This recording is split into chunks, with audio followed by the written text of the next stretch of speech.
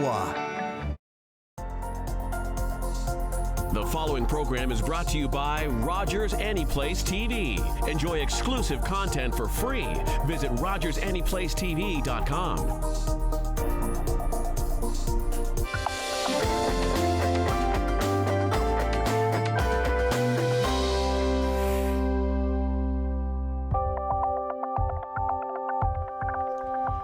Good evening, everyone.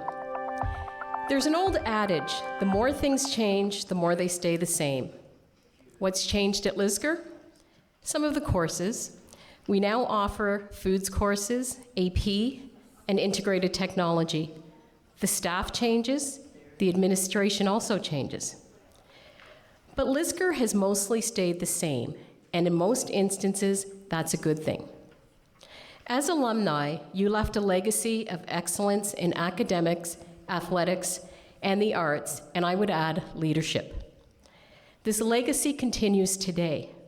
Our students are highly motivated to achieve academically, and their success is evident in the high level of success our students accomplish in AP courses, and by the scholarship opportunities afforded many of our students. So far this year, we have a student who received the Schulich Scholarship to Queen's University, valued at $80,000, and another student who was awarded the Western University Scholarship, valued at $50,000. That's the second student in 2 years to achieve that honor.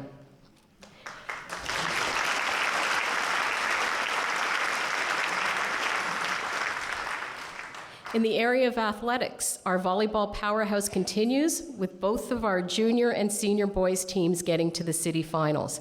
We have OFSA competitors in badminton, alpine ski, track and field, and cross country. Our arts, which you'll have an opportunity to hear soon, our music program continues to excel and is one of the best in the city. We have a drama production class that performed not one, but 2 outstanding plays last fall, and a visual arts program that provides opportunities for all students to shine. The other key thing that has not changed is the commitment, dedication, and high expectations of the teachers here at Lisker. The teachers at Lisker make sure that students receive many opportunities to enhance their learning. As alumni, you have been generous with your time and support. Your investment is not to the school, but to the students in the school, future alumni. Clearly, Lisker had an impact and was influential in your life, enough to bring you back to celebrate the school's 175th anniversary.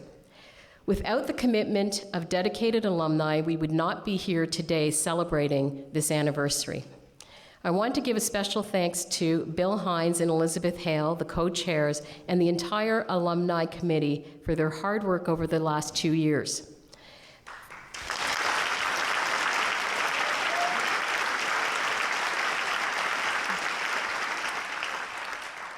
Bill and Elizabeth brought together a diverse group of individuals spanning from the 1940s to future graduates and worked together as a cohesive team. To our current staff and students who have worked tirelessly to ensure that this weekend's events go smoothly, Richard Arrigo and Toby Hunt McCoy, Angus McCabe, Glenn Ellis, and our amazing chief custodian, Joseph Mello. And to our students who initiated the 175 Student Committee, Myasia Bulger, Stuart Matthews, and Chloe O'Malley. And a special thanks to our AV crew and to Sam Yee, who has been my right hand this past week.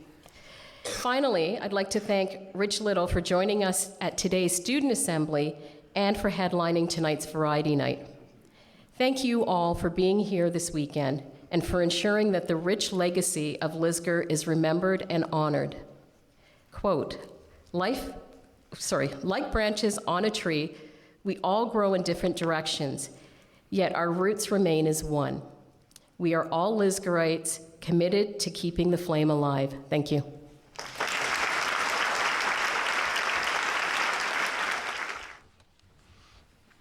Well, ladies and gentlemen, thank you all for being here tonight to help us, after 2.5 years of planning, celebrate Lisker's 175th anniversary. We're delighted to have you.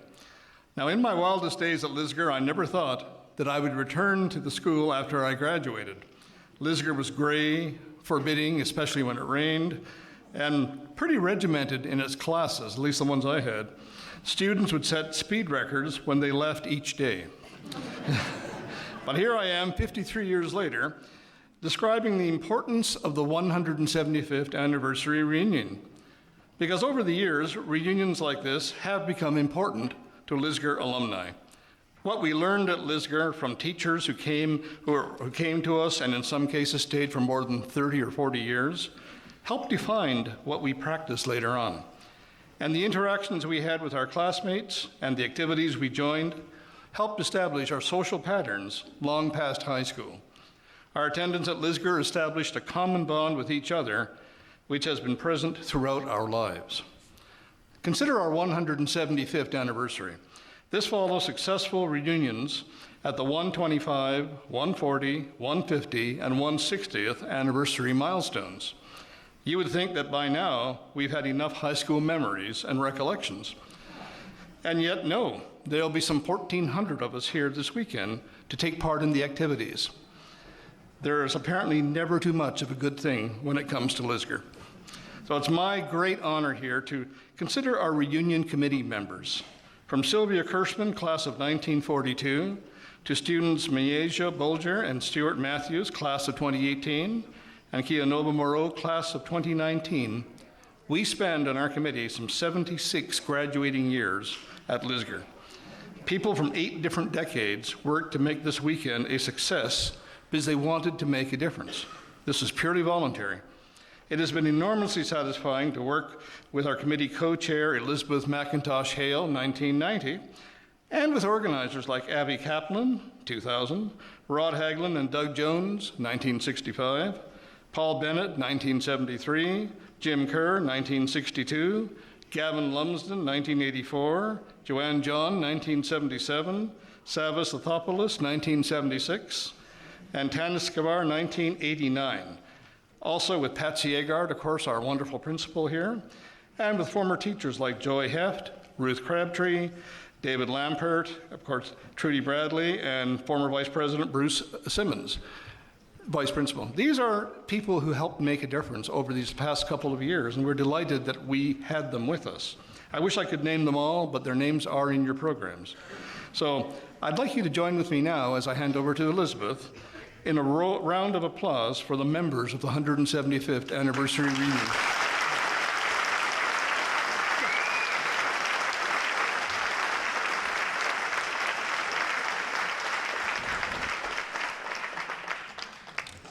Hello, and welcome to Lisker's 175th anniversary reunion. On behalf of the Lisker Alumni Association, I would like to thank you for coming tonight and for making this weekend such a success. We've been talking about this milestone reunion for about 2.5 years. We hope you enjoy it. I would also like to say how much I have enjoyed working with you, Bill. The Alumni Association has been around for over 35 years. It's comprised of a small, dedicated group of volunteers and a membership of about 5,000 alumni and former staff. We fundraise for special projects within the school, and we keep up communications with all of you, primarily through our newsletter, Alair Flamen, and as well as social media, and we organize reunions such as this one.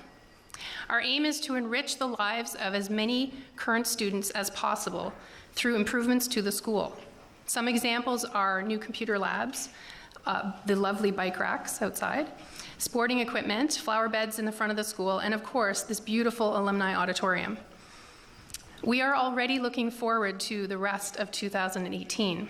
In the fall, when the improvements to the auditorium have been made, I would like to invite you all back to see the amazing things that have been done with your donations. If you donated more than $75, you will have your name on a plaque on one of these seats. Or if you donate more, you can have one on a plaque in the main entrance. But more than that, you'll be able to see what your contribution has meant to the school. After this reunion weekend, I will be taking over from current alumni chair Rod Haglund, and I would like to thank Rod for his many years of service to the Alumni Association and to the school. I look forward to working on keeping us all engaged and connected, and I encourage you to come out to an alumni executive meeting. We are always looking for new members. Once again, thank you for being here, and I hope you have a wonderful reunion.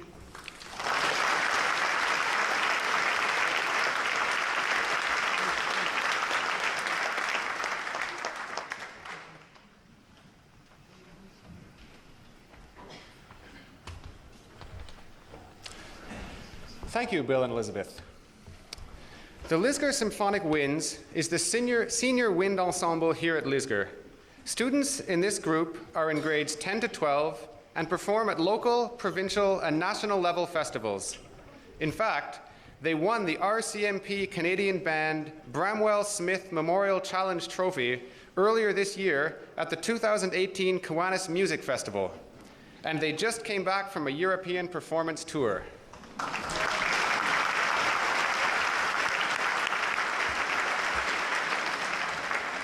Bravo. Tonight, they are going to treat us to a musical story called The Witch and the Saint by composer Stephen Reineke. And this tells the story of the birth of twin sisters in 16th century Germany. And in those times, the birth of twins was considered a bad omen. They didn't have IVF. And as the sisters grew up, it was thought that they had the gift of second sight and they could predict future events. So in the first section, the themes of the two sisters are introduced, and in the second, we hear the theme of Sibylla, who led a horrible life. She was feared and considered a witch. Then, Helena's theme is introduced. This sister was sent away to a convent when she was a child, and there she was revered as a saint because of her visions. The music continues with turbulence, representing the struggles of both sisters. Eventually, Sibylla is imprisoned, and Helena returns to the town to save her sister. The piece closes with Helena's rescue. As they are trying to escape, the sisters are captured once again, and this time, for fear of being burnt at the stake, the Saint Helena drinks poison. She dies in her sister's arms, and Sibylla, the witch, rides off in sorrow.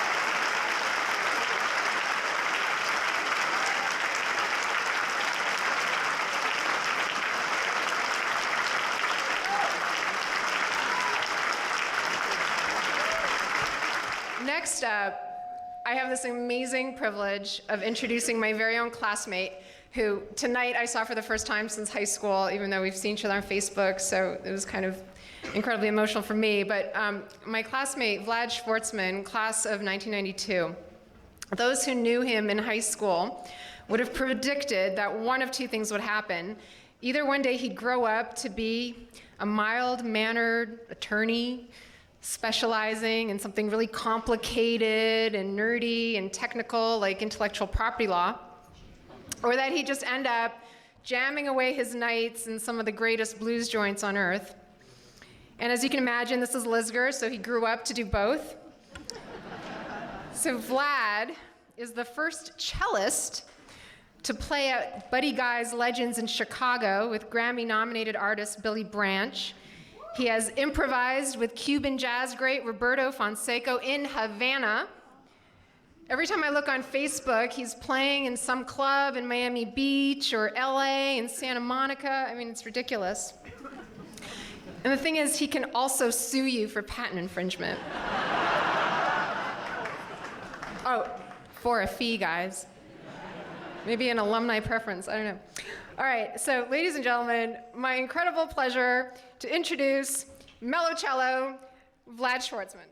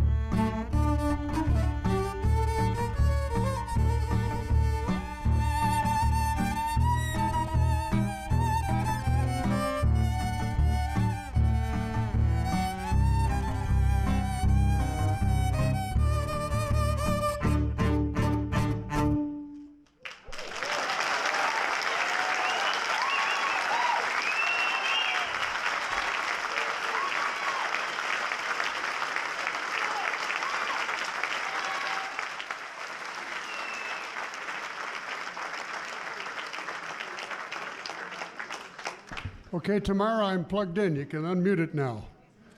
I'm sorry, I was sitting over there waiting. Avi came running across saying, "You're late." It was my style when I was here as well.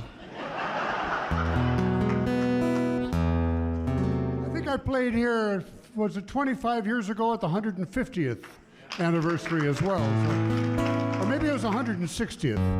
Someone said I had hair. It had to be the 150th. So it was baldy. It's becoming baldy now, but we're working on it.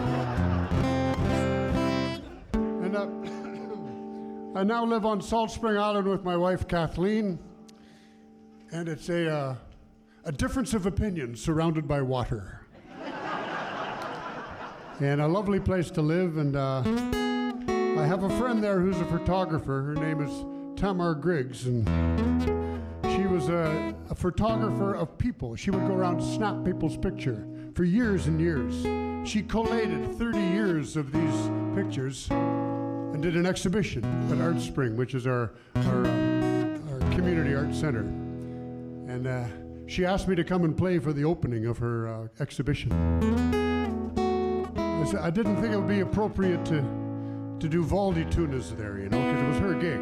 So I wrote her a tune here, which is applicable to a reunion as well, I think.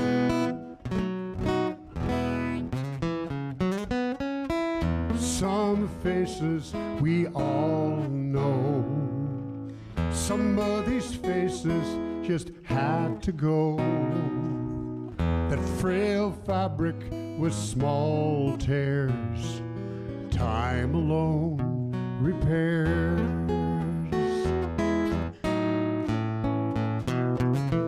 Some faces are past their prime. There's some we're seeing for the first time. These faces can move you. I've been moved by a few, mostly faces that have moved on, long gone. Strong emotions still rise. That soul-sucking Jezebel, she went and rang my bell.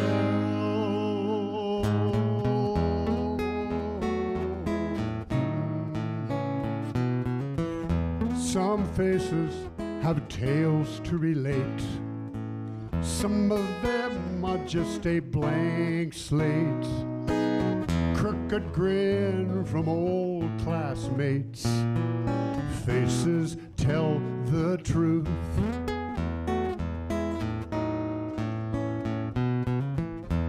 Some faces will stand out in a crowd. Some of them have been cash cows, like aging celebrities, now long in the tooth, still reaching out for youth, as if it was some elixir. It's just a trickster pulling the wool over visual eyes. That sight-sucking Jezebel, she got to me as well.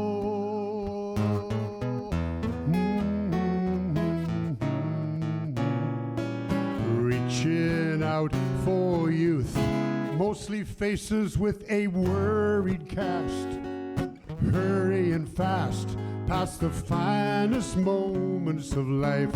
That time-sucking Jezebel when rang my bell. Some faces we all know.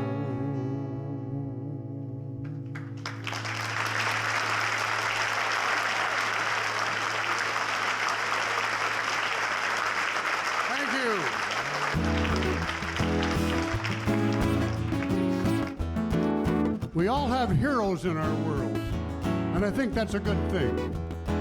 People we look up to, kind of like a carrot in front of you, reaching for it, trying to emulate those people and what they've done and what they do and who they are. I was sitting out there in that corner of this auditorium in grade 10, looking up here at Bob Graham playing his guitar on the stage. He used to play for the assembly quite regularly, he and a banjo player, and I always wanted to play that guitar. I suppose I was envious of him, but he was a hero of mine, so I eventually got that guitar. In fact, he got a new one, I got his old one. And I played and played and played. So I thank him and I thank Lisker in this particular room for inspiring me to do something like go into show business instead of being a professional and responsible human being. You know? Rick Hansen is another favorite of mine. He's a buddy from the West Coast. He's a wheelchair athlete. Went around the world in the Man in Motion campaign. I was impressed with him, so I wrote him a song, and I sent him the cassette tape of the song. We did a studio version of it. My wife Kathleen and I wrote it together, in fact. We sent that cassette to him in China. It took 6 weeks to get to him. And he was on the wall in China when he got it. Today you push return on your device, and it's in everyone's around the world at once, you know, modern times. But anyway, he asked me to play for him when he came home from his trip around the world. And I got to play this song in front of 60,000 people at BC Place when he came home. And I went in for sound check in the afternoon, said, what am I going to plug into? They said, oh, no, Valdi, you're not going to play live, you're going to lip sync. I'm going to Milli Vanilli in front of 65,000 people up here. I said, there's a saxophone solo in the track you're going to play. They hadn't thought of that. So I called Tom Koklo, came in and he blew his alto off in no particular direction. But anyway, it was great to see Rick home and just celebrated him. We have been waiting like a family at the station. Anticipating, sharing this vision you're chasing, and watching a dream unfold. Roll, man, roll, man, roll. You just roll, man, roll, man, roll. Come on, roll, man, roll, man, roll. I tell you, folks can sure stand more folks like you. We have been cheering as you blazed a trail around the world, endearing your reasons to all who are hearing the beat of hope in your wheels. Roll, man, roll, man, roll. You just roll, man, roll. Now, I'm a dedicated folk singer, and I hate to let an opportunity for participation go by. And I recommend you might echo that line, should you feel inclined. Roll, man, roll, man, roll, man, roll. Just roll, man, roll, man. Come on, roll, man, roll, man, roll, man. I tell you, folks can sure stand more folks like you.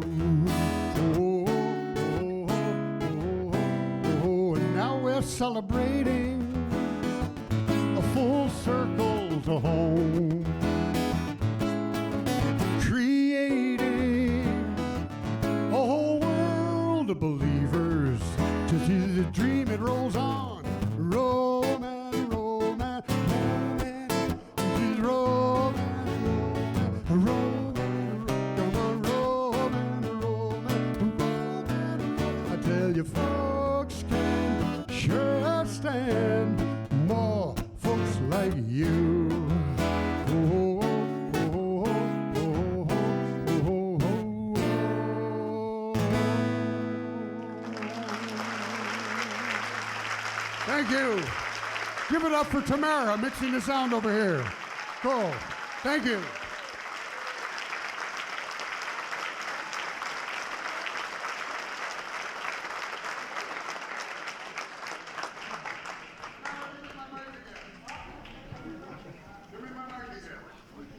I don't know.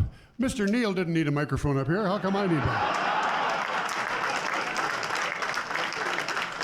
one? There is a pub night across in the gym, right next to where we used to smoke in the parking lot. I'm going to be playing over there later. I hope to see some of you. Thank you again. Goodbye.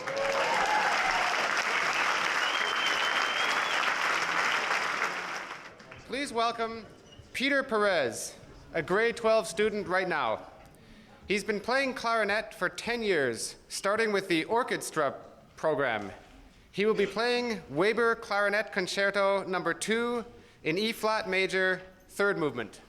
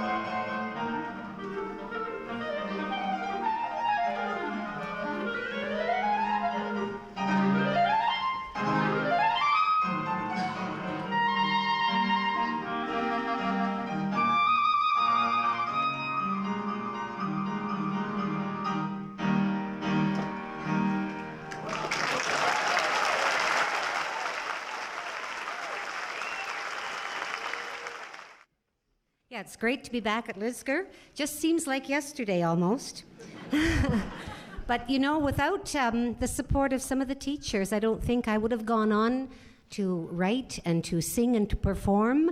I went to Ottawa Teachers College in 1968 and started teaching for the Carleton Board in '69 and retired in 2002. And ever since then, I've been singing and entertaining, and it was great. But my teachers, especially Bill Roberts, in grade 9 drama, he got me up here on the stage to sing. And dear Mr. Charon, you remember Mr. Charon? And Mr. Halloran, he was a wonderful support. And Miss Butterworth, Miss Staples, and of course Miss Meach for history. But my dad was a dentist just over here at 222 Elgin Street, Douglas Ferguson, and when he died in 1965, my mom and I moved to Cumberland, and Mr. Neal let me continue on for grade 13, and otherwise I would have had to have gone to Hillcrest, and I'm really glad I stayed at Lisker. But Mr. Watson, the bus used to pick me up, the Colonial coach picked me up right at my house at Cumberland Village, and in 40 minutes I was right over here on the corner of Laurier and Elgin. Imagine. But here's a song about my dear Cumberland.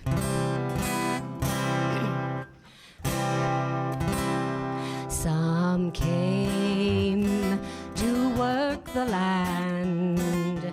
It is grand in Cumberland. French and English go hand in hand.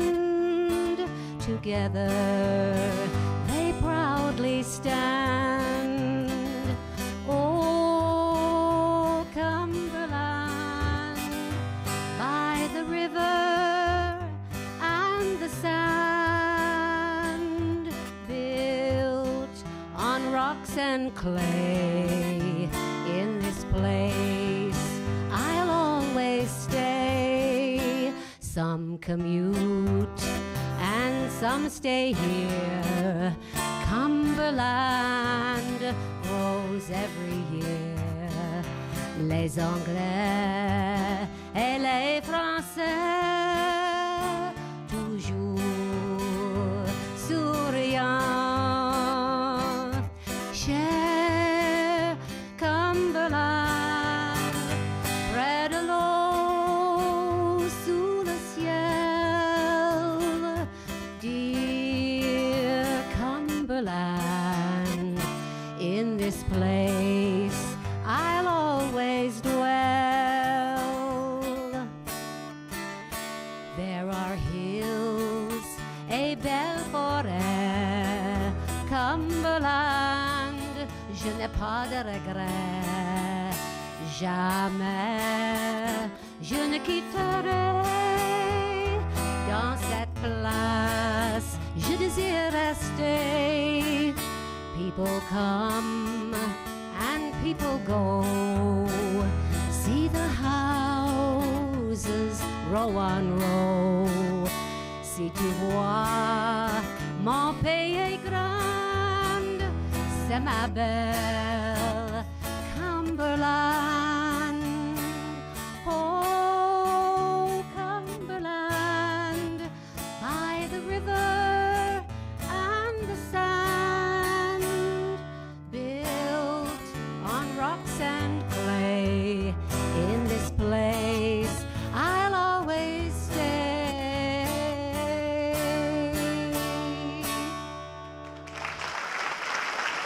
Thank you. My husband Glenn and I live along the river in Cumberland Village, and our sons Stephen and Brett live along the way, and the river is rising. But we're okay because we didn't build on a floodplain, and we're up a good 100 feet. But here's a song I wrote about our wonderful river. Kitchissippi, Kitchissippi, grand old river of the Algonquin.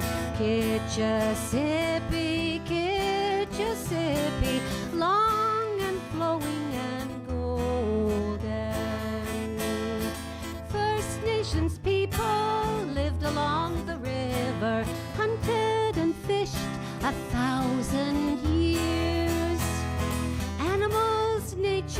to them did matter. River guided, calmed their fears. Then came the foreigners, French and English, coureur de bois, voyageurs. Up and down the river, hunters and fishermen, Jesuits, trappers, explorers.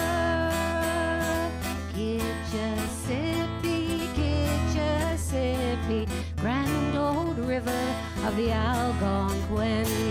Kitchissippi, Kitchissippi, long and flowing and golden. Known as the Ottawa, mighty waters flowing, 700 miles of riverbed. Waterfalls, rapids, torrents always swirling toward the ocean, St. Lawrence fed. Once there were tugboats, log jams on the river. Now pollution contaminates the shore. Gasoline, chemicals, garbage, sewage, dirty water, it's clean no more. Kitchissippi, Kitchissippi, grand old river of the Algonquin. Kitchissippi, Kitchissippi, long and flowing and golden. Roll back the years of river history, think of the stories of long ago. Remember the past and honor the future. Kitchissippi continues to flow. Kitchissippi, Kitchissippi, grand old river of the Algonquin. Kitchissippi, Kitchissippi, long and flowing and golden. Thank you.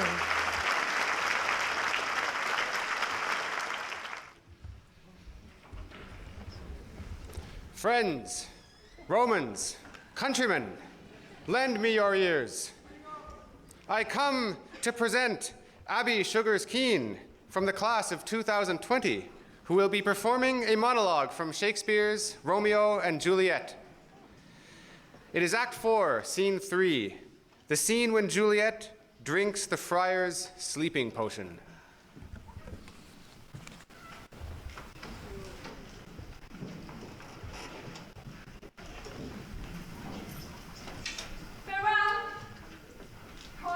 We shall meet again. I have a faint, cold fear thrills through my veins that almost freezes off the heat of life. I'll call him back again to comfort me. Lars! What should you do here? My dismal scene I needs must act alone. Come, Vile. What if this mixture do not work at all? Shall I be married then tomorrow morning? No. No. This shall forbid it. Lie thou there. What if it be a poison, which the friar suddenly hath ministered to have me dead? Lest in this marriage he should be dishonored, because he married me before to Romeo. I fear it is. And yet, methinks it should not, for he had still been enshrined a holy man. How if, when I am laid into the tomb, I wake for the time that Romeo comes to redeem me? There's a fearful point. Shall I not then be stifled in the vault, whose foul mouth no healthsome air comes in, and there die strangled ere my Romeo comes?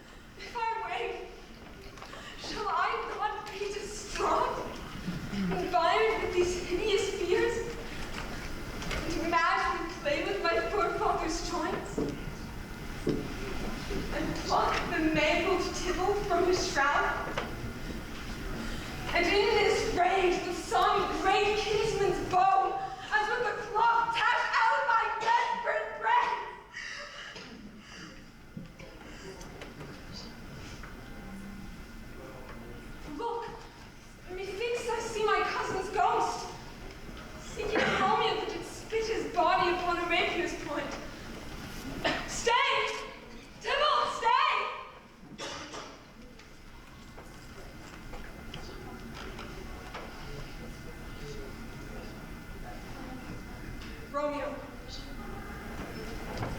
Romeo. Romeo, here's drink. I drink to thee.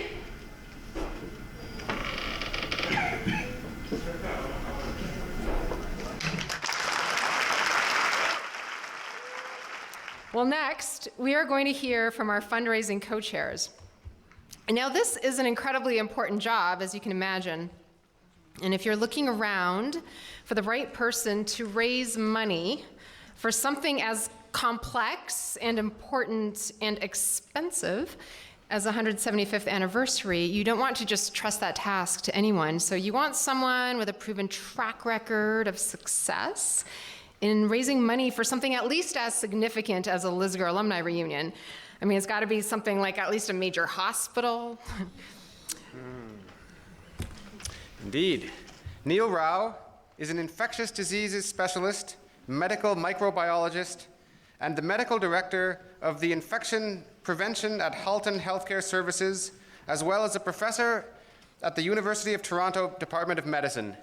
In 2013, he received the Queen's Diamond Jubilee Medal for his role in the new Oakville Hospital campaign in Oakville, Ontario. But his classmates would probably remember him as the guy who played chess and was into math and physics contests. So Neil told me that this is, quote, code for not being the coolest guy in the class. And he said, Neil, I have news for you. This is Lisker, okay? That's super hot.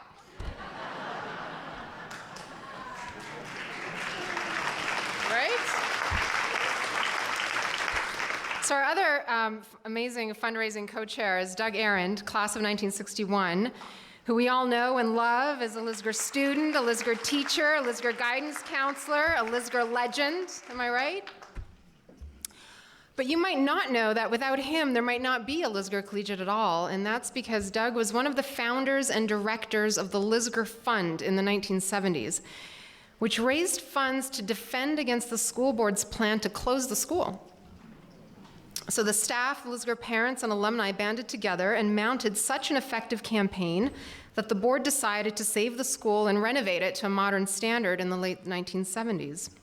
And the fund has allowed the Alumni Association and the school to raise hundreds of thousands of dollars in support of scholarships, school equipment, auditorium upgrades, to name just a few.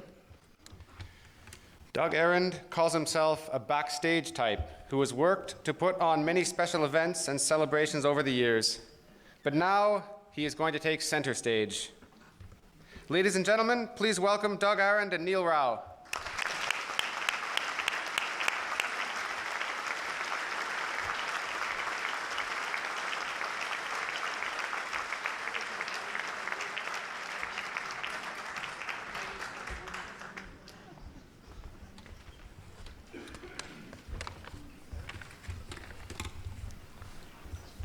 I have to be able to read it. Oh, yeah, no Yes. Welcome, fellow alum.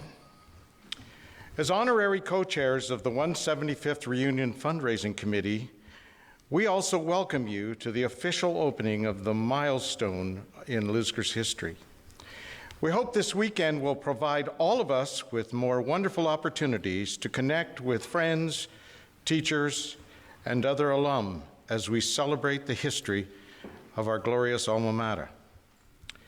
This historic Alumni Auditorium has been the cultural nucleus for every generation of Liskerites since it opened in 1908, and still serves a key role in the Lisker student experience today.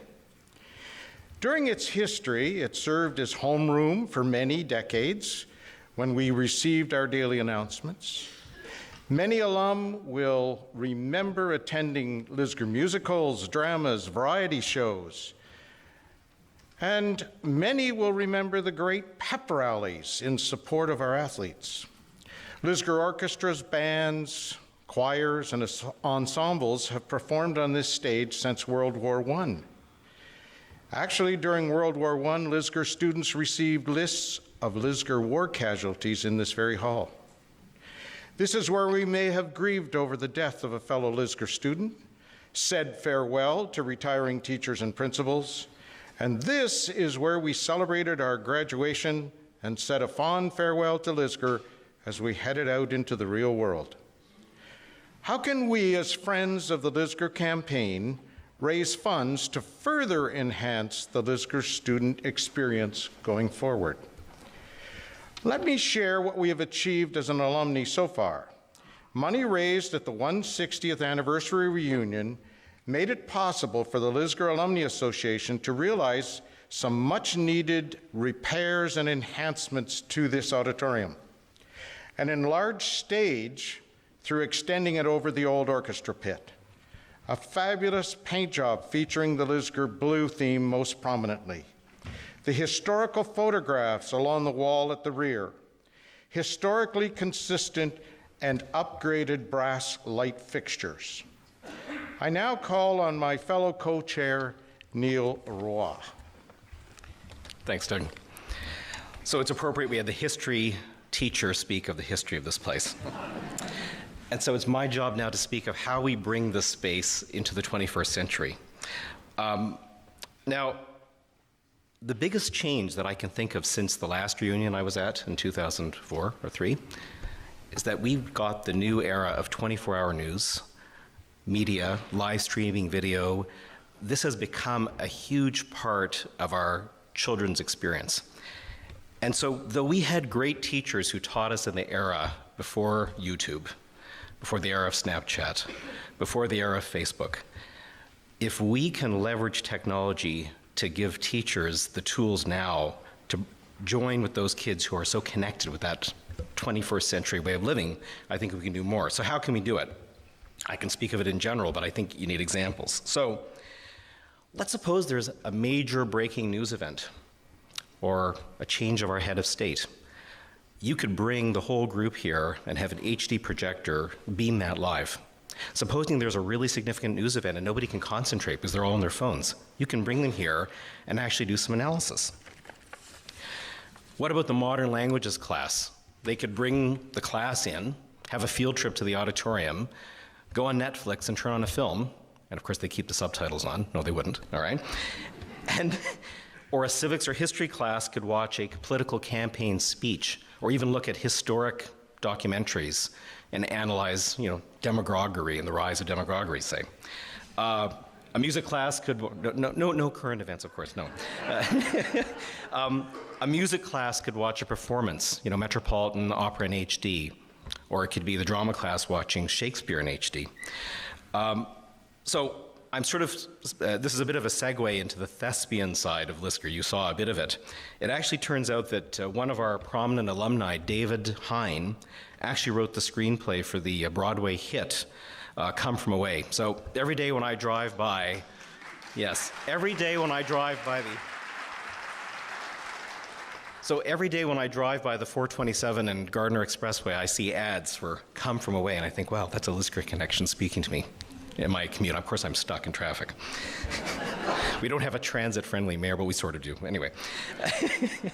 So how can we sort of enhance that thespian side? Well, I was just noticing something when I was sitting here. Check this out. Ta-da. Drapes. Okay? I didn't cut it. It really was that way, all right? And I got a really good view of it. So drapes. We're starting with actual infrastructure changes here. Drapes. Also, there's a whole side to making a play that requires a digital soundboard. Someone actually demonstrated this to me. When you have a play, you have to have sequences for how the lighting works from different angles, how the drapes come and rise and fall. And it actually gets sort of pre-programmed and responds to cues. And so since the last time that the board was replaced, about 30 years ago, there have been significant revolutionary changes, and it's time to upgrade that technology. This would not be a priority for the Ottawa Board of Education, understandably. So it's interesting to think about what the OBE would work on. I was thinking of a contractor who came to my house. He said the cheapest thing is a repair. The next most expensive thing is a renovation. And the next most expensive thing after that is a restoration. All right? So that brings me to the issue of the seats. So the seating, I know it sort of feels like Air Canada, economy class, of course. My sister came business, but most of us came, by car or by economy, all right? And so even though Air Canada advertises the best in-flight entertainment in its class, if the seats are bad, you want to get off that plane, So the same thing here, we need to upgrade these seats, yet keep them historically consistent. So we're looking at a restoration, not just repair. And it has to be done in a stepwise fashion. So that's actually a very expensive endeavor. So I think I've given everyone some tangible examples of where the donations can go. I am happy to say that we are making tremendous progress. If you've given, our heartfelt thanks. If you haven't, there are ample opportunities. We are professional arm twisters. This is our job. So at any time during the registration, you'll have opportunities. There's an internet-based way you can do it. I think it speaks for itself. But I think the presence of 1,400 people here is already a sign of gratitude, and I don't think we have to go much further than that. So thank you very much. Thank you, Neil. In conclusion, Neil and I encourage you to take some time this weekend as you enjoy the many events to become a friend of Lisker if you have not already done so. I want to say what an honor it is to serve as Neil's co-chair. I commend the fundraising committee for its hard work. I know I speak for Neil and the committee when I say we are overwhelmed by our fellow alumni's generous response to the campaign so far. Many thanks for your kind attention. Enjoy the show and hope to see you over the next 3 days. Thank you.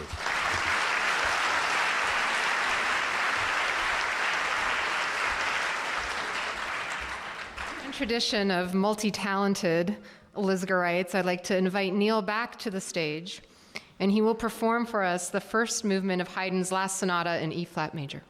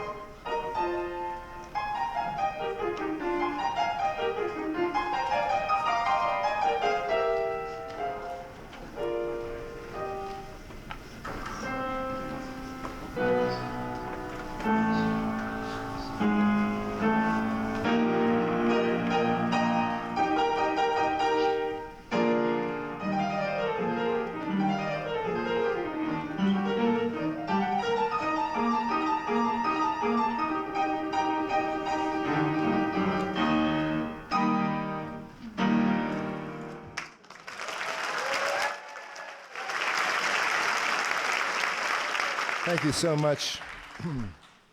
Well, yes, the nap every morning at 11 o'clock on my last year here is definitely the truth, and that's the one thing that I took away with me.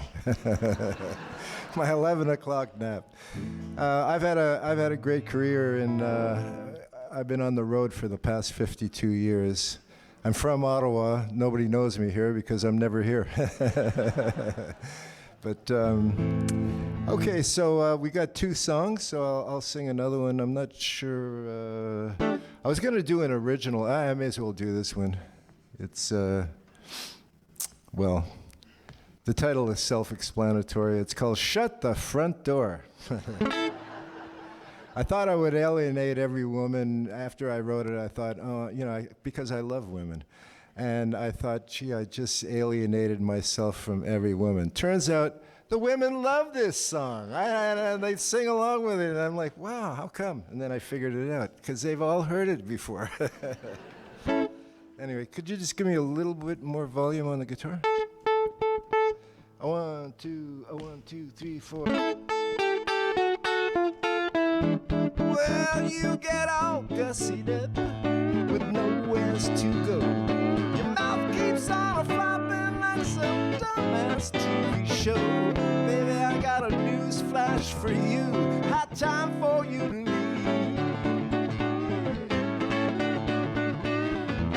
Shut the front door on your way out and throw away the key. Oh, you're making me a wreck, and I'm tired of being jerked. Your brains went on a long weekend, but your mouth is still at work. Yeah. Send you on a permanent vacation. High time for you to leave.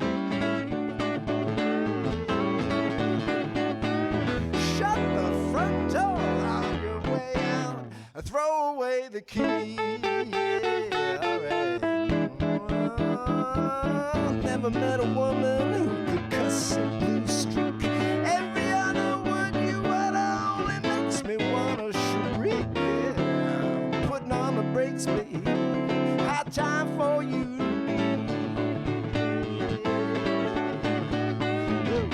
Shut the front door on your way out and throw away the key.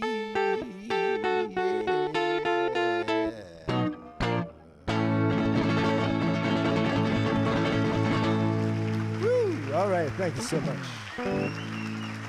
I just want to leave you with one last word. It's a joke that I heard. I like it a lot. Dean Martin, everybody loves Dean. Yeah, so the teacher says, Tommy, you have a fairy godmother? He says, no, but we got an uncle we keep a close eye on.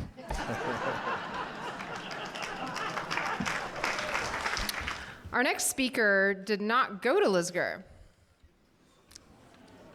but we let him in anyway. So we told you earlier that today, the city of Ottawa proclaimed today as Lisgar Collegiate Institute Day. So it is now my great honor to introduce the Mayor of Ottawa, His Worship, Jim Watson, who will say a few words and introduce our final act.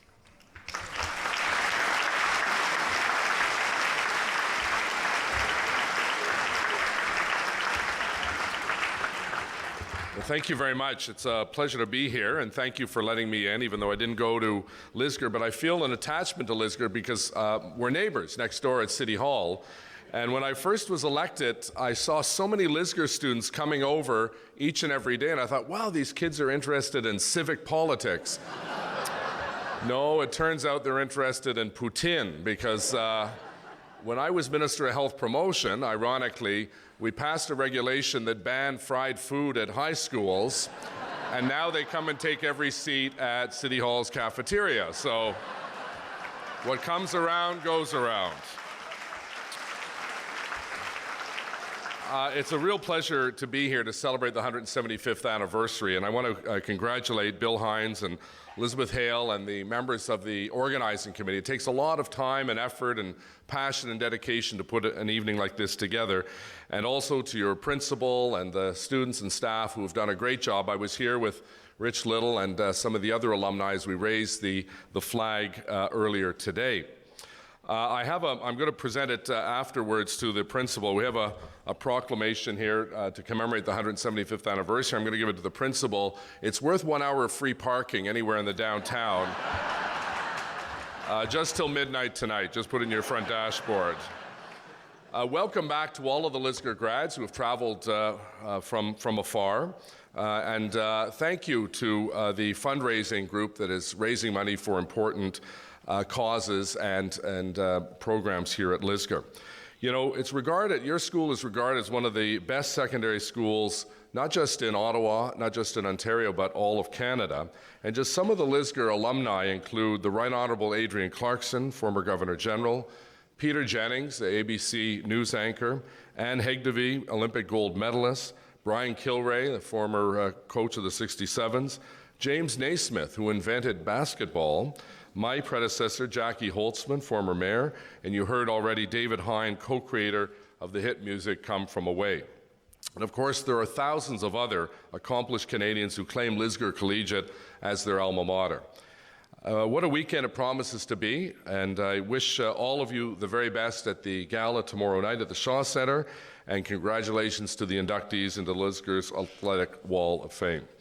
I want to wish you a very pleasant and fantastic weekend, renewing friendships. Thanks to the student volunteers who are going to be your ambassadors over the course of the next couple of days.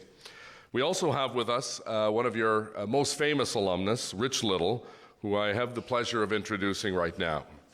Known as the man of 1,000 voices, Rich Little, a world-famous impressionist and Lisgar alumnus, has made the trip all the way from his home in Las Vegas to attend the reunion celebrations and to perform as the feature guest this evening. A native of Ottawa, a proud native of Ottawa, Rich Little began his acting career at the Ottawa Little Theatre, appearing in some 40 productions during his time there. He won his first acting award at the Eastern Ontario Drama Festival and went on to become a successful radio host right here in the nation's capital.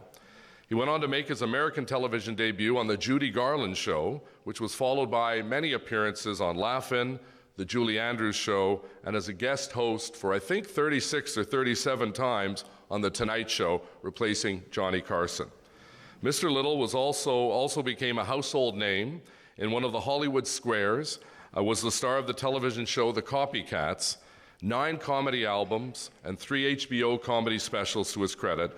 Mr. Little continues to charm, amuse, and impress audiences around the world with his repertoire of more than 200 characters ranging from JFK to Humphrey Bogart to Richard Nixon and Kermit the Frog. Again, I want to thank Rich Little for taking the time from his schedule in Las Vegas to share his outstanding talent as we celebrate this milestone occasion. Ladies and gentlemen, please give a warm Lisgar welcome to one of your own, Rich Little.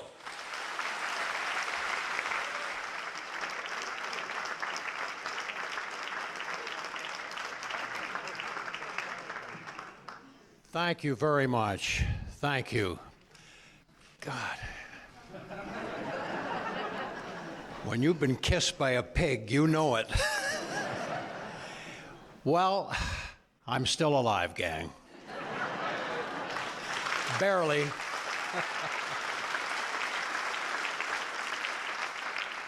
Tonight is going to be a little trip down memory lane. And if you're under 40, take a Valium. You won't know who the hell I'm doing. I'm serious. Let's start at the beginning. I was born right here in Ottawa at the Civic Hospital. Why was I born there? I wanted to be near my mother. Growing up in Canada, I had a couple of hobbies, and one of them was doing impersonations. Now you might ask, how did this start? Imitating teachers right here at Lisgar Collegiate. And I knew this was going to be my lifetime work because it wasn't long before the teachers were charging a 2-drink minimum and a cover charge. My other hobby, and very few people know this, was art. Art. Charcoal portraits. I have done hundreds of them down through the years. I'm going to show you some of my sketches tonight and a lot of the voices that go with the sketches.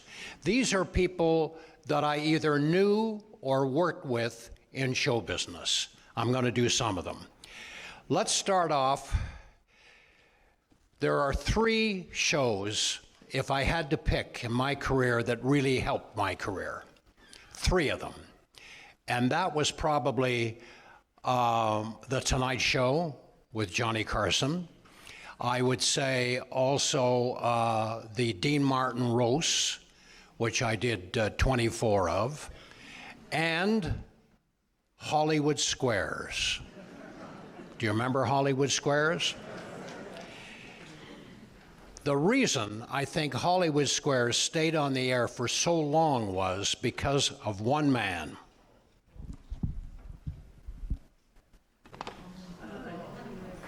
Paul Lynde. Do you remember him?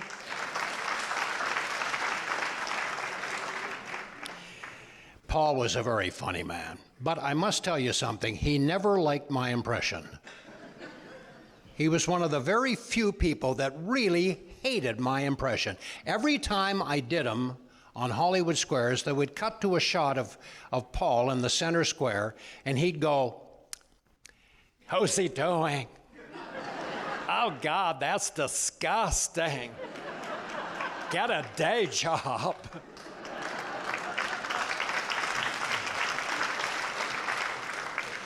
Now, I did Hollywood Squares off and on for about 7 years, and I heard a lot of one-liners from Paul Lynde, and some of them are classic.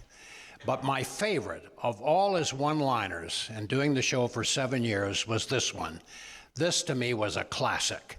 One night, Peter Marshall, who was the host, said to Paul, "Paul, what does an 85-year-old woman have between her breasts that an 18-year-old woman does not?" "Her navel."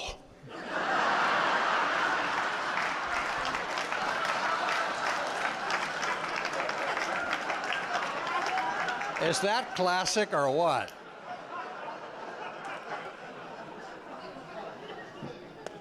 Now this guy, Dean Martin.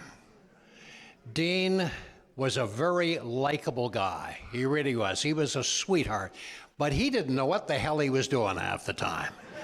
And he never looked at the cue cards, and but everybody loved him, you know, even when he screwed up on the show, which he did many, many times. People loved that because Dean had such charm. And he could get out of things, too, like I've never seen before. Little Dean oh, yeah. Everybody loves somebody sometime. Man was walking down the street the other day with his best friend, and he says, "Boy, when I get home, I'm gonna grab my wife and I'm gonna rip her panties off." And his friend says to him, "Boy, you must be horny." He said, "No, not particularly. It's just that, you know, the elastic is killing me."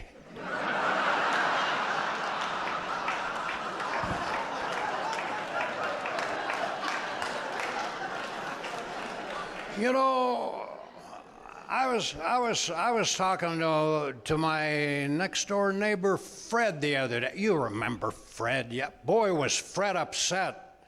I said, "Fred, what's wrong?" He said, "What's wrong, Dean?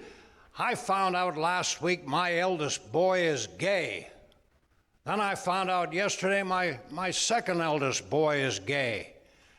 Then I found out 20 minutes ago my youngest boy is gay." I said, "Good God, Fred, doesn't anybody in your family like women?" He said, "Yeah, my wife does."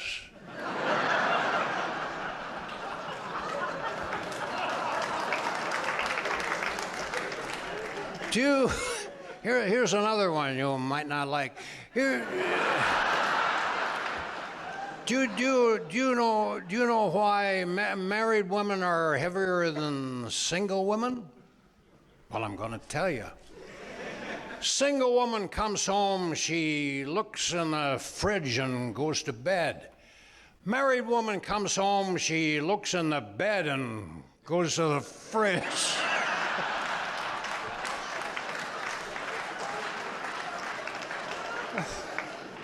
All right. Now, this guy, Johnny Carson. I don't think there ever was a better host on television than Johnny Carson. Would you agree? He was the best. And I did, I think, 70 appearances on that show. I hosted the show, I think, 43 times. And boy, I'm telling you, that was tough, because to fill in for Johnny Carson, that's a tough road. But it was great fun to do it. Johnny Carson, of course, you know, he always reminded me of an ostrich.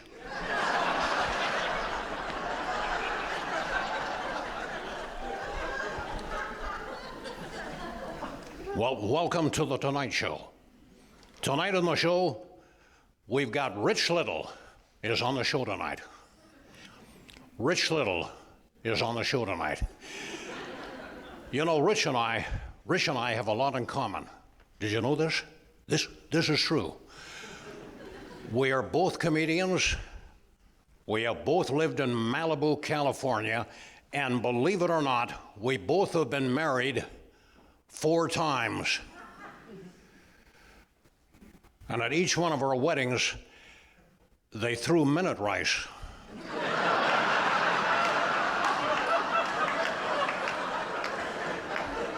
And they didn't take it out of the box.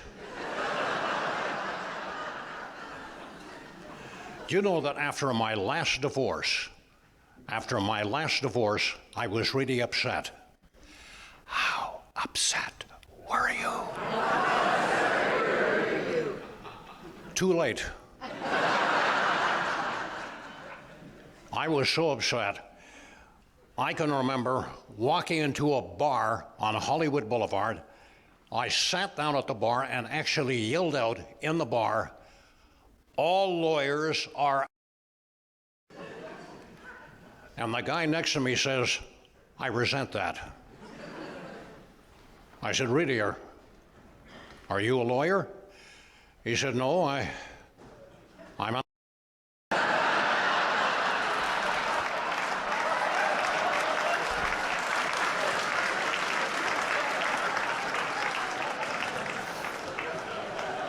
Are there any lawyers here tonight?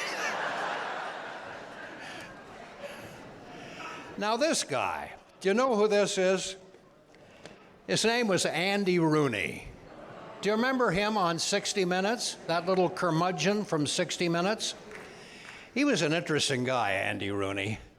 And he was always questioning everything. Everything to Andy Rooney, if you remember him, was a puzzlement. He would say things like, "Do you ever wonder why they sterilize needles for lethal injections?"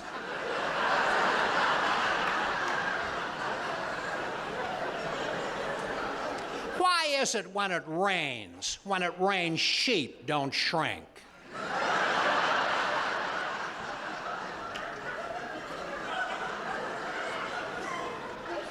Did you ever hear the stewardess? Did you ever hear the stewardess on a plane say, "In case of an emergency landing, the seat cushion can be used as a flotation device"? This is a crock of... If that plane is going down, believe me, that seat cushion will be used as a toilet.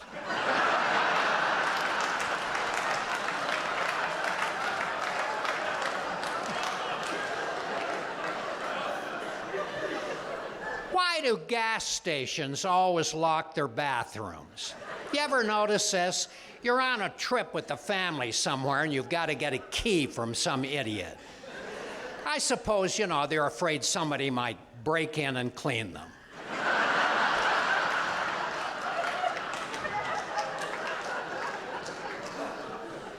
If you choke a Smurf, what color would he turn? All right. All right.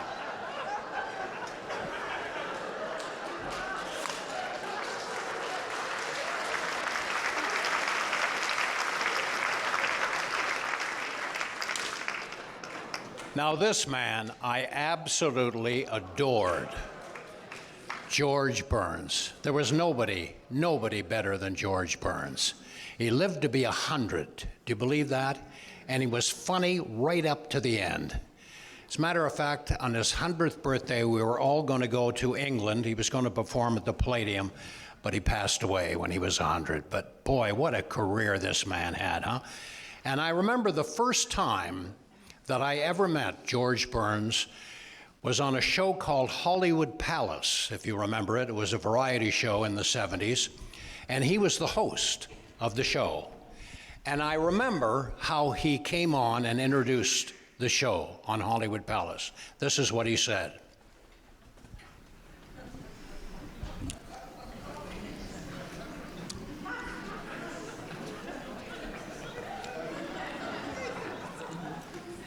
How are ya? Well, welcome to the Hollywood Palace. We've got a great show for you tonight. We've got a young comedian on the show tonight. His name is Rich Little, and he comes from Canada. Do you know that Rich does an impression of me? It's unbelievable how good it is. You don't know who the real George Burns is. I don't know whether I'm him or he's me. Anyway, we'll bring George out in a few minutes.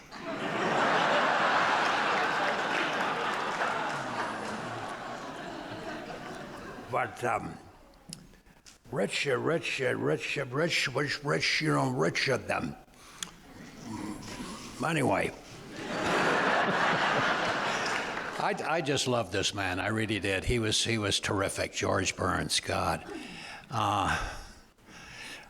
Let's go a little political at the moment. Do you remember this guy?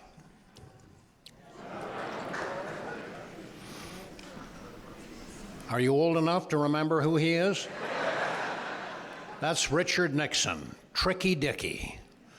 I did him so much back in the 70s, my own parents tried to have me impeached. He was an interesting guy. He was kind of stiff, actually. You know, the way Nixon walked, you know, was just, I mean,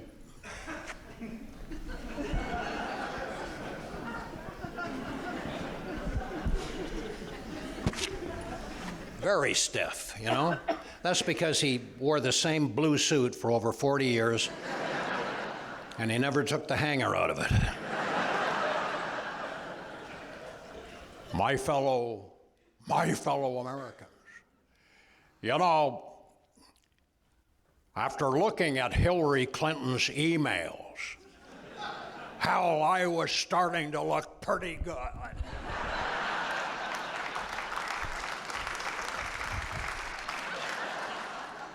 But you know, I have a motto, and that motto is simply this: never be mean, never be cruel, never be vindictive.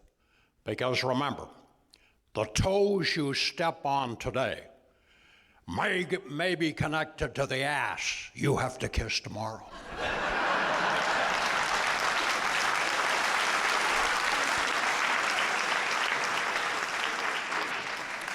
Now, of all the politicians that I got to know, this guy was my favorite. Ronald Reagan. I absolutely adored this man. The interesting thing about Reagan is he had such a great sense of humor. I mean, he loved to tell jokes, and he was always in a great mood, and he was just an incredible man. And I was privileged to get to know him. I performed at the White House many times.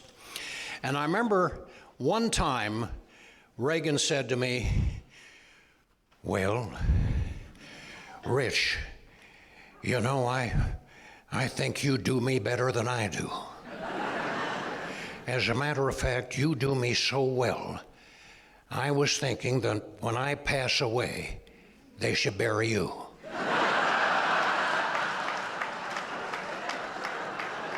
Luckily, I was out of town at the time.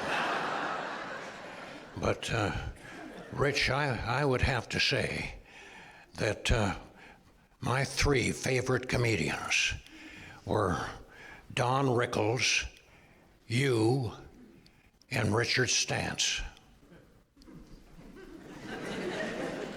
Richard Stantz? Who the hell is Richard Stantz? You don't know who Richard Stantz is? I pledge allegiance to the flag of the United States and to the republic for Richard Stantz.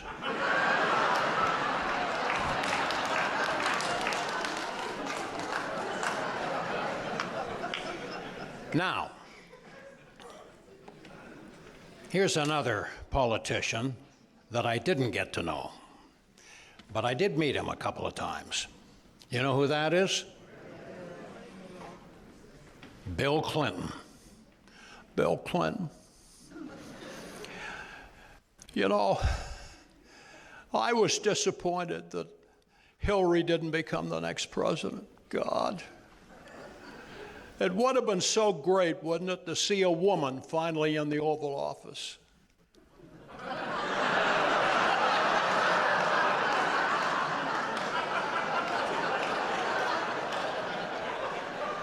Yes, there were one or two women in the Oval Office. Boy, I hope they shampooed that rug, I'll tell you that. Do you know they did a survey? They did a survey the other day, and they asked a group of women if they would have sex with Bill Clinton. Do you know that 70% of these women said, never again? That's a fact. All right.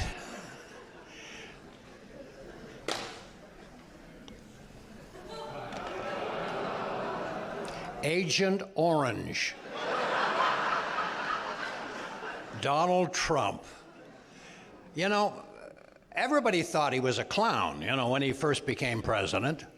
And I was a little dubious about him, you know, but I got to admit, though, he has done some pretty good things. He really has. Unemployment is at its lowest rate ever in the United States, and he supposedly, I hope he did, prevented a nuclear war with North Korea. So I'm kind of getting to like him, although he's not what you call presidential, is he?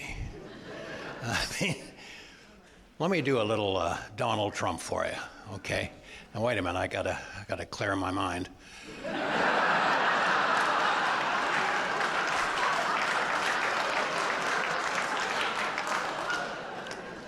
We're going to build a wall, a great wall, and Walmart is going to help us build the wall, or Walgreens or Mark Wahlberg. They're going to help build a great wall, a great wall.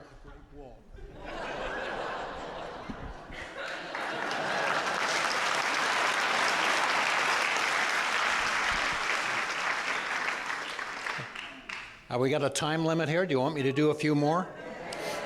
Well, there's a couple of people I left out, so I might, because I kind of rushed, because I didn't know how much time I had here, but I'll see if I can find, you know who this is? Walter Matthau. Do you remember him? One of the great, and Jack Lemmon. I loved him. I worked with him, or not worked, but I was on a Jack Parr show once with Jack Lemmon, and I sat between Jack Lemmon and Jack Parr, and it was like sitting between two machine guns because they both stuttered, you know. But I loved him. He was, you know, my favorite movies that Walter Matthau and Jack Lemmon did were those grumpy old men movies. Do you remember them? They were funny movies, weren't they? And Jack Lemmon was, you know, always, so nervous, you know. Walter, listen, Walter, I'm not going to be able to see you this weekend. I am going to Boston, Massachusetts. Boston, Massachusetts. Are you crazy? I can't stand Boston, Massachusetts. All they've got there are hookers and hockey players. Well, listen, Ed. I'll have you know that my wife happens to come from Boston, Massachusetts. What team did she play for?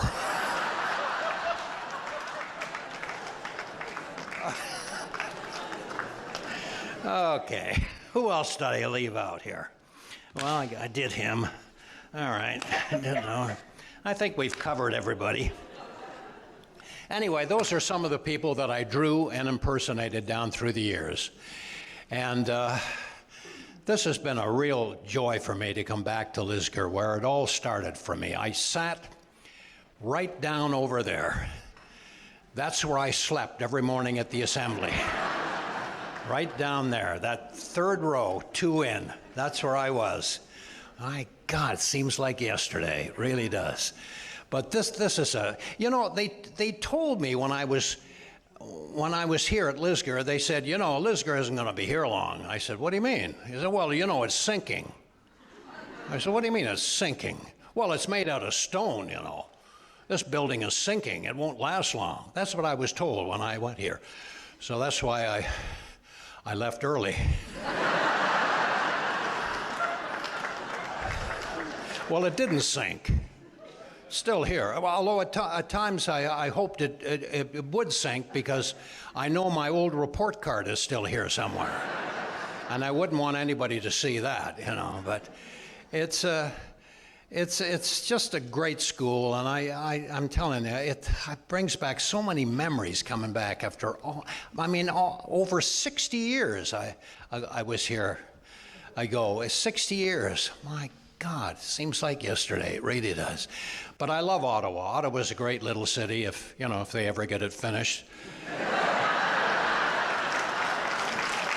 And a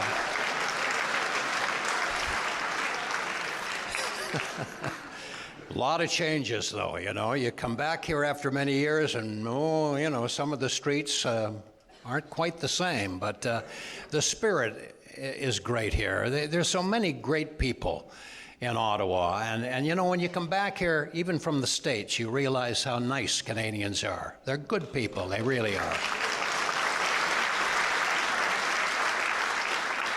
I mean, just today, I walked into a store and the lady went, wow, Little Richard.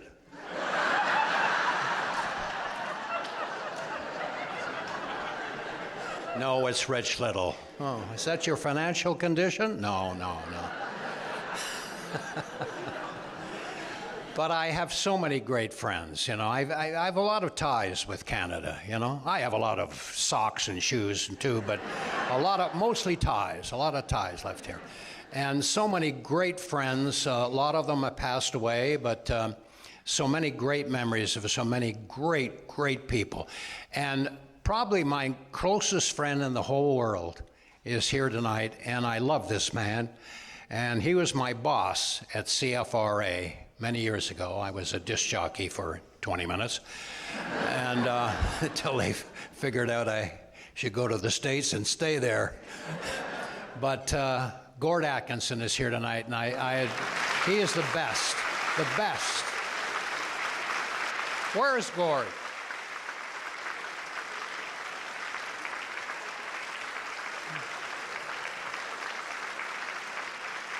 Thank you, Gord. Gord helped me get my career started on his radio show, Campus Corner. Paul Anka and myself, he started both our careers. Unfortunately, Paul doesn't remember it, but that's okay. But Gord was a big help, and we've been terrific friends ever since. I mean, and his family is just terrific too, you know. He's got 7 kids, and they're now older than I am. So it shows you how long I've been away. Anyway, so thank you very, very much. I know it's been a long evening, and I thought the performers tonight were really superb, didn't you? Really great.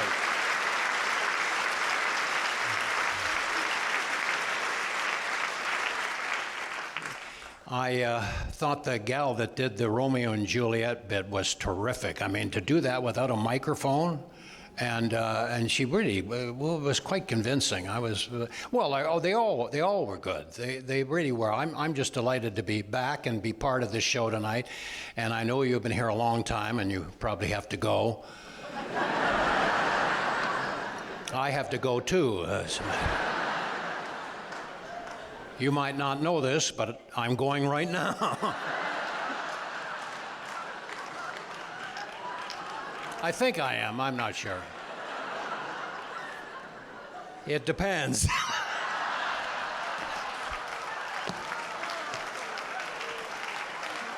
Oh, God.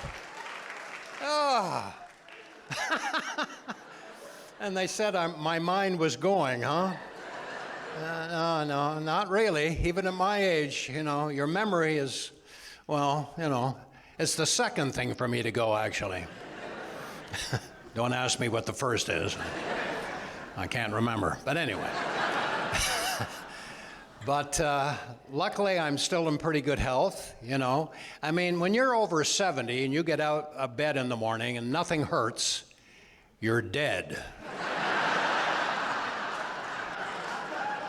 And your health is everything, isn't it? I mean, it really is, It's, as Betty Davis, I think it was the one that said, growing old, well, it's not for sissies, And that's true, if you've got your health, you've got just about everything. But thank you very much for asking me.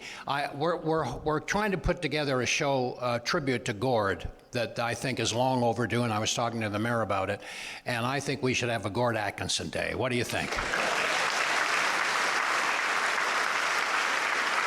I will be here if you do that. I will be here.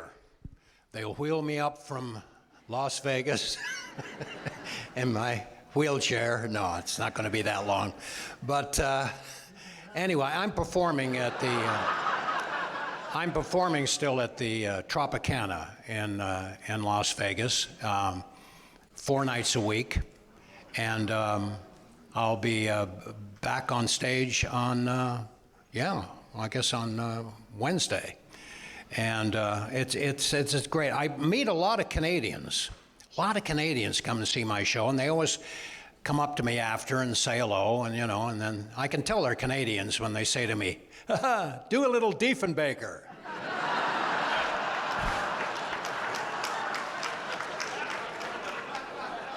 Well, I'm not going to do Diefenbaker, An American wouldn't know a Diefenbaker from a Studebaker, But... And then last week, somebody came up to me and said, "Oh, Rich Little, wow, we went to school together." I said, "Really?" "Yeah, Glebe Collegiate." I said, No, I never went to Glebe Collegiate. What are you talking about?" "Yes, you did." I said, "Really?" "Yeah, we were in the same class." I said, "No, I never went to Glebe, And then last week, this is kind of interesting. I had a 15-year-old kid in the front row of my show, and I thought to myself, he's not going to know anybody I'm doing. This is going to be embarrassing for this poor kid. Well, let me tell you something. This kid was in hysterics. He was laughing at everything I did. He was terrific, And when the show was over, I went up to him and I said, "You seem to enjoy my show." And he said, "Well, I did. You're very funny, Mr. Little." I said, "Really?" "Yeah, but I'm confused." I said, "What are you confused about?" He said, "Well, I was just wondering why you kept changing your voice."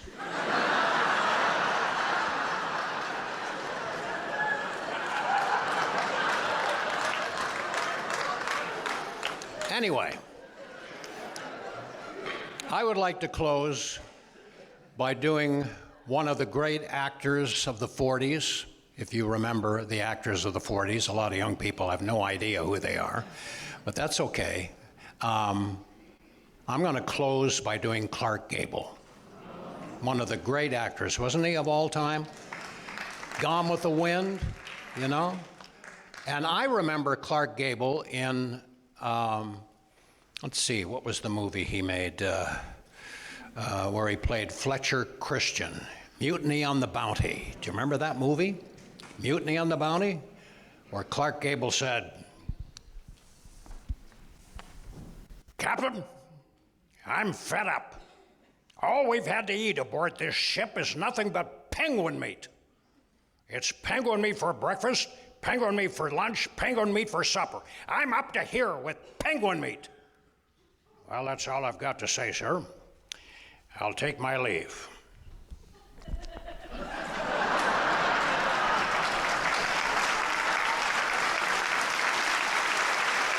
That's pretty corny. Thank you, everybody.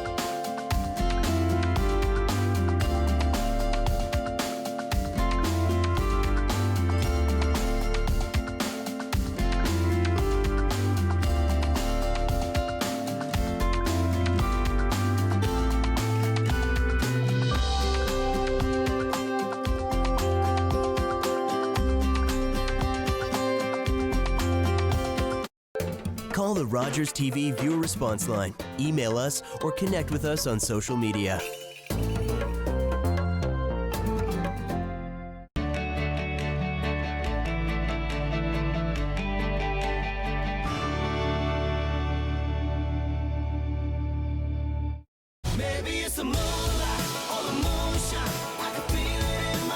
Number 1 for Good Times. Oh my God, this is my song. I've been listening to the radio. Oh. Number 1 for Favorites. She could hear those church bells ringing, ringing, and up in the loft at home. Number 1 for New Music.